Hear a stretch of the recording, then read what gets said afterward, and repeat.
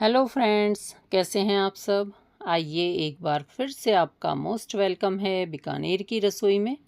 और चलिए आज मैं आपके साथ शेयर करने वाली हूँ कच्चे आम की 2 से 3 रेसिपी। एक से बढ़ के एक हैं और बिल्कुल इंस्टेंट रेसिपी हैं। और बनाने के बाद बच्चे बड़े ऐसा कोई नहीं है जो इसे पसंद ना करे। सबको खाने में बहुत ज़्यादा टेस्टी लगने वाली हैं। और आपको मालूम है कच्चे आम की रेसिपी हेल्दी भी होती हैं। और इसकी ये रेसिपियाँ या इसका कोई भी शेक हम कुछ बनाते हैं कच्चे आम का, तो वो हमें लू से भी बचाती हैं, यानी गर्मी से हमें राहत देती हैं। आज मैं आपके साथ शेयर करूंगी कैंडी। 2 तरह से कैंडी बनाएंगे जो दोनों ही तरीके बेहद आसान है और आप इंस्टेंट बना भी लेंगे। और इसके साथ ही एक मुरब्बे की रेसिपी भी आपके साथ शेयर हो जाएगी। तो चलिए देख लेते हैं। तो यहाँ पे मैंने आम लिए थे और इनको इस तरह से अच्छे से धो लिया है और साथ में छील लिया है। छीलने के बाद हम इसकी कर लेंगे स्लाइसें। यहाँ पे आप अपनी पसंद से जैसा चाहें काट सकते हैं इसको, पर मैंने थोड़ा सा लंबा काटा है और थोड़ा सा मोटा रखना है। ज़्यादा पतली पतली स्लाइसें नहीं करनी, क्योंकि ज़्यादा पतली करते हैं तो कई बार उबालते वक्त वो मैश हो जाती हैं, बिल्कुल मिक्स हो जाती हैं। तो इसका ध्यान रखना, थोड़ी सी मोटी स्लाइस लेना। और अब मैंने सारे आम को इसी तरह से स्लाइस में काट लिया है। अगर आप इस तरीके से आम की कैंडी बनाएंगे ना, तो गारंटी से कहती हूँ कि आप बाज़ार से कैंडी लाना भूल जाओगे और कभी भी फिर बाज़ार से जाके नहीं खरीदोगे। हमेशा घर पे बनी हुई कैंडी इस्तेमाल करोगे और ये सबको इतनी ज़्यादा पसंद आएगी कि बच्चे भी बाज़ार की खाना पसंद नहीं करेंगे फिर, अगर आपने एक बार इस तरीके से बनाई तो इसके लिए देखिए मैंने सारे आम काट लिए हैं और सब आम मैंने थोड़े से मोटे और इस तरीके से लंबे लंबे काटे हैं। तो इसी तरह से आप काटना, और अगर आप चाहें तो इसके स्क्वायर पीस भी कर सकते हैं। और अब हम ले लेते हैं पानी, इसको हम गरम करने रखेंगे। जब ये गरम हो जाए तो अपने ये पीस जो भी हमने काटे हैं ये सब इसमें डाल देंगे। और इसको बिल्कुल ज़्यादा नहीं पकाना, इसको आपको सिर्फ 60-70% तक पका लेंगे। इसको इतना नहीं पकाएंगे कि ये घुल जाए या ये मिक्स हो जाए। तो ये बिल्कुल खिले खिले रहना चाहिए और इसको पकाने में 2-3 मिनट मुश्किल से लगती हैं और आपके ये उबल जाएंगे। और यहाँ देखिए उबाल आ चुका है ना, और ऐसे उबाल आ जाएगा और इसका कलर चेंज हो जाएगा। बस आपका ये तैयार है। तो अब आप इसको पानी में से निकाल के ठंडा कर लेंगे। अगर आप इसको थोड़ी देर और पकाएंगे ये तो बहुत अच्छे से मैश हो जाएगा इसमें ही, और ये चटनी बन जाएगी। और हम आज चटनी नहीं बना रहे, हम कैंडी बना रहे हैं, तो हमें इसे थोड़ा सा कम पका हुआ ही निकाल लेना है, जिससे ये घुल ना पाए। और अब इसको हम छान लेंगे, इसका सारा पानी निकाल देंगे। और अब जितना हमने ये आम लिया है ना, इसमें हम डालेंगे चीनी और हम इसे चीनी से कवर कर देंगे ऊपर। और ये देखिए अब सारा कवर हो चुका है ना, बस हमें इतना ही करना है इसको। और अब हम इसको एक बार हल्के हल्के हाथों से मिक्स कर लेते हैं और ढक देंगे इसको बस। और अब आप देखना थोड़ी देर बाद, अगर आप इसे 2 से 3 घंटे बाद भी देखेंगे तो देखिए किस तरह से जूस बन जाएगा इसमें। लेकिन हम इसे 1-2 घंटे नहीं, हमें इसको एक पूरा दिन रखना पड़ेगा। पूरा दिन आप इसको छोड़ देंगे, फिर चीनी मेल्ट हो जाएगी और ये जो आपके आम है ना, कच्चे आम, ये मीठे हो जाएंगे। और बस आपकी ये चाशनी बन के तैयार है इसमें, और ये आपकी कैंडी बन गई है। लेकिन आप इस वक्त देख रहे हैं इसको, चाशनी भी है इसमें, आम भी है, तो ये आपका बन गया मुरब्बा। यहाँ पे आप इसको इस्तेमाल कर सकते हैं मुरब्बे के जैसे, बहुत ही टेस्टी लगता है। पर मैं इसकी कैंडी बनाऊंगी जिसको कि पूरे साल स्टोर करके रख सकें। तो इसके लिए हमें कैंडी को सुखाना होगा, यानी ये जो हमने बनाई है ना स्लाइसें, इनको थोड़ा हम सुखा लेंगे।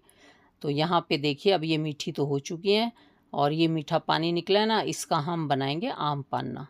बहुत ही टेस्टी लगता है इसका आम पन्ना, बना के देखना आप। तो ये हमने रख दिया साइड में, और ये हमारा इसको छोड़ देंगे ताकि इसमें अगर कोई चाशनी वगैरह ना हो सब बाहर निकल जाए। और फिर इसको डाल लेंगे एक प्लेट में।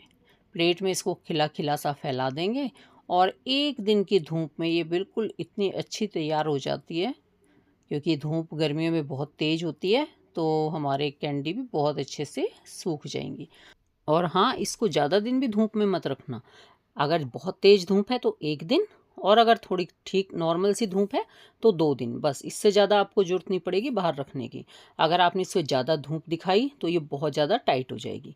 और अभी आप इसको देख सकते हैं ये कितनी सॉफ्ट है, बिल्कुल आराम से मुड़ रही है, आराम से आप इसको जो भी शेप देना चाहो आप दे सकते हो। तो इसी तरह की हमें कैंडी चाहिए। और सच में अगर आप इस तरह से बनाते हैं ना, तो बाज़ार से जो टॉफ़ी चॉकलेट्स खाते हैं ना लेके, बिल्कुल भी नहीं लोगे। और ये कितनी सारी बना लोगे ना तो फटाफट ख़त्म भी हो जाएगी।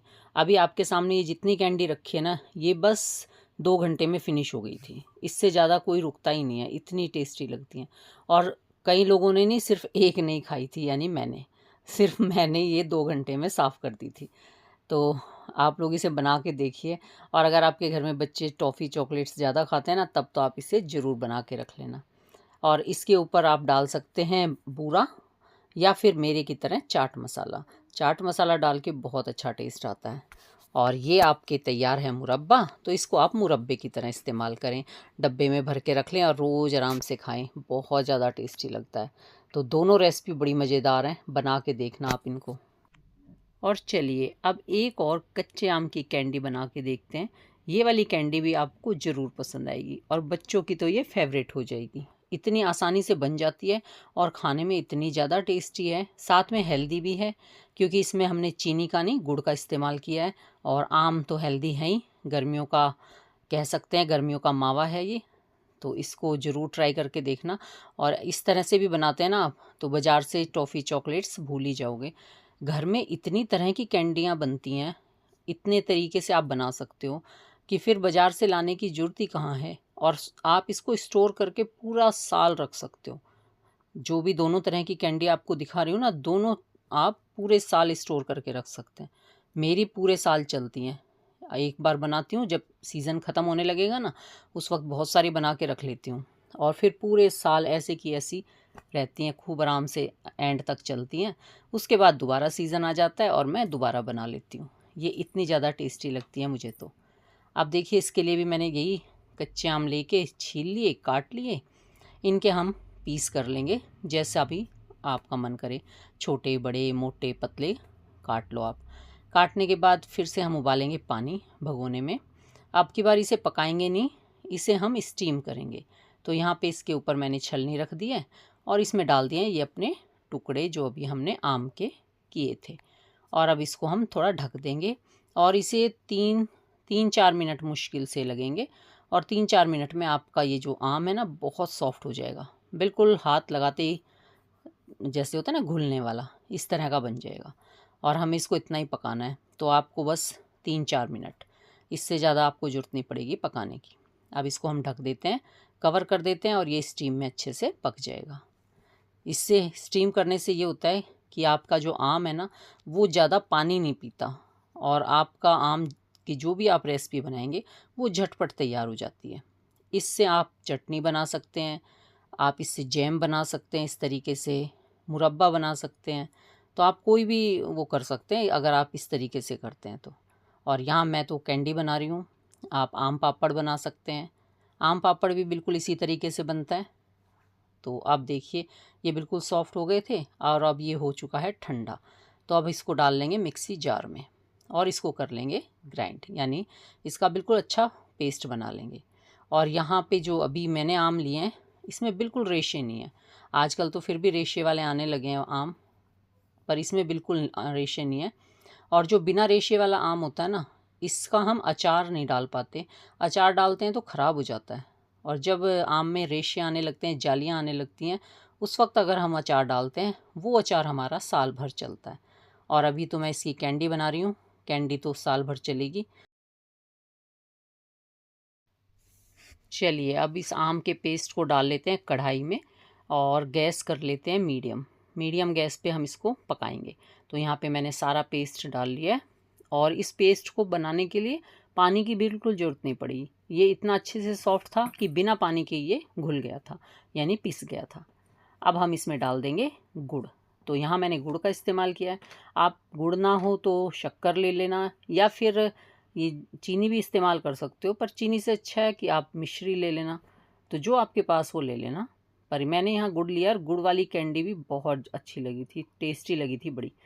तो गुड़ तो वैसे मिल जाता है आराम से, आप ले सकते हैं, हेल्दी भी रहेगी ना फिर। और अब देखिए, इसको गुड़ डालने के बाद हम करेंगे मेल्ट। अगर आपका आम ज़्यादा खट्टा है तो बराबर रेशो से थोड़ा सा 100 ग्राम ज़्यादा ले लेना। वरना जितना आपने आम लिया है उतना ही गुड़ ले लेना। उस रेशो से लेते हैं तो परफेक्ट रहता है, मीठा खट्टा मीठा रहता है। और अब इसमें डाल लेते हैं ये 1 चम्मच के आसपास काला नमक। इसमें आप काला नमक डाल के कैंडी बनाते हैं ना तो बहुत ही ज़्यादा अच्छी लगती है, टेस्टी मज़ेदार वाली, और ये पाचक भी बन जाती है। हाजमोला जैसे खाते हैं ना हम, तो ये हाजमोला का काम भी करेगी। और अब इसको एक बार फिर से मिक्स करते हैं, अच्छे से पकाएंगे। और अब आप इसको देख सकते हैं, ये पकाते हुए हमें 3-4 मिनट हुई हैं और ये हमारा पेस्ट कितना अच्छा गाढ़ा सा हो गया है। और बस अब ये तैयार है कैंडी बनाने के लिए। अब आप इसे किसी कंटेनर में फैला देना या फिर मेरे की तरह प्लेट और थाली में फैला लेना, तो जैसे भी आपको अच्छा लगे आप इसको फैला लेना। पर हाँ, हम कैंडी बना रहे हैं इसलिए इसको थोड़ा सा मोटा रखना है। जिस भी चीज़ में फैलाओ तो ऐसा रहना चाहिए कि आप जो ये बना रहे हैं ना तो ये थोड़ी सा मोटा रहे साइज़ में। अगर आप इसे ज़्यादा पतला फैला देंगे तो फिर तो ये आम पापड़ बन जाएगा, और अगर आप इसे मोटा सा फैलाएंगे तो ये आपकी मज़ेदार और टेस्टी सी कैंडी तैयार होगी। तो मैं तो इसको थोड़ा सा मोटा ही फैलाऊँगी क्योंकि मैं इसको कैंडी बना रही हूँ। और ये इतना अच्छा लग रहा था, जितना मैंने मोटा बनाया था ना बहुत ही अच्छा बना था। तो अब ये सारा का सारा हम इसमें डाल लेते हैं अपना। अगर आपने कभी इस तरीके से ना बनाई हो तो ज़रूर बना के देखना आप, बहुत ज़्यादा पसंद आएगी आपको। और सच कह रही हूँ, बाज़ार से लाना बिल्कुल बंद कर दोगे। और यकीन नहीं होता तो देखिए, इतनी आसान रेसिपी है, सिर्फ 5 मिनट में बनने वाली। तो आप इसे एक बार ज़रूर ट्राई करके देखना।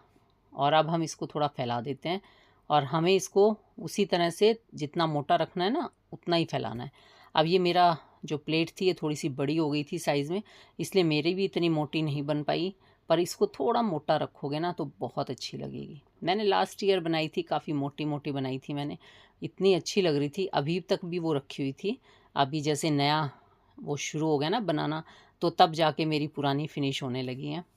और अभी तक भी 3-4 पीस पड़े हुए थे, इतने अच्छे लग रहे थे वो मोटे कैंडी के। और यहाँ पे भी मैंने कोशिश तो की है कि मैं पूरा इसको मोटा बनाऊँ, पर थोड़ा सा बर्तन बड़ा है तो हम फैलाते चले जाते हैं। और यहाँ पे देखिए कितनी अच्छा लग रहा है ना, इसका कलर भी बहुत प्यारा आया है। और मैंने इसमें कोई कलर नहीं डाला, ये गुड़ का और बस इसी का आम का कलर है। तो गुड़ से भी अच्छा कलर आता है, ऐसी बात नहीं है। और यहाँ पे देखिए आप इसको इस तरीके से आराम से उठा सकते हैं। और इसको धूप में सुखा लिया था करीब 2 दिन। ये थोड़ा मोटा था इसलिए इसको 2 दिन धूप में सुखाना पड़ा। इसकी आजकल धूप तो बहुत कड़क थी, तो इसलिए 2 दिन में सूख गया। अगर धूप हल्की होती है तो फिर तो 3-4 दिन लग जाते हैं, क्योंकि ये काफ़ी मोटा है, थिक है। तो जितनी मोटी आपकी लेयर होगी उतना ही आपको थोड़ा धूप में टाइट होने में थोड़ा सा टाइम लगेगा। और अगर इसको हम आम पापड़ की तरह बनाते पतला, तो ये 1 दिन की धूप में ही सूख जाता है। और चलिए अब इसकी कटिंग करते हैं। और कटिंग करेंगे बिल्कुल वही कैंडी जितनी शेप में, छोटा छोटा। इसी से तो लगती है ना बिल्कुल बाजार जैसी कैंडी। तो मैंने इसको देख लीजिए इतनी उसमें काटा है, और आप इसकी चौड़ाई देख सकते हैं, इसकी मोटाई कितनी मोटी है ये। और इसको हम कोई शेप देना चाहें तो और नहीं दे पाएंगे, क्योंकि ये इतना मोटा है कि जब हम इसको रोल करते हैं तो ये टूट जाता है। तो यहाँ पे इसको हमें तोड़ना तो है नहीं, हमें इसकी सिर्फ इसी तरीके से कैंडी तैयार करनी है। और अब आप इसको देख सकते हैं कितना अच्छा लग रहा है ये, इतना प्यारा और इतनी टेस्टी लग रही थी खाने में, और देखने में भी इसका लुक कितना अच्छा लग रहा है। और कलर भी बहुत अच्छा आया है, बाहर का कलर डालने की ज़रूरत ही नहीं पड़ी। अपना ये जो ओरिजिनल कलर था ये भी बहुत अच्छा था। तो चलिए जी, बताइएगा ज़रूर कि आपको ये कैंडी कैसी लगी, दोनों कैंडियाँ कैसी लगी। अगर आपको अच्छी लगी हो तो प्लीज़ वीडियो को लाइक कर देना, न्यू आए हैं तो चैनल को सब्सक्राइब कर लेना, और वीडियो अच्छी लगी हो, पसंद आई हो तो फैमिली फ्रेंड में शेयर भी ज़रूर करना। और अब देखिए, इसके ऊपर भी आप चाट मसाला डाल सकते हैं, या फिर थोड़ा सा और सुंदर बनाना है तो इसके ऊपर मैंने डाला है नारियल बुरादा, तो आप भी नारियल बुरादे का इस्तेमाल कर सकते हैं। और इस तरह से चाट मसाला और नारियल बुरादा दोनों डाल के थोड़ा सा इसको मिक्स कर देंगे। और ये लीजिए, अब तो आप इसे मेहमानों के सामने भी सर्व करेंगे ना तो वो भी आपसे पूछेंगे कैसे बनाया। मैंने तो खिलाया मेहमानों को भी, उनको भी बहुत अच्छी लगी थी। आप लोग भी ट्राई करके देखना। तो ठीक है जी, आप लोग बनाइए दोनों, और पूरे साल के लिए स्टोर करके रख सकते हैं, क्योंकि मैं रखती हूँ हमेशा, और परफेक्ट रहती हैं, बिल्कुल ख़राब नहीं होती।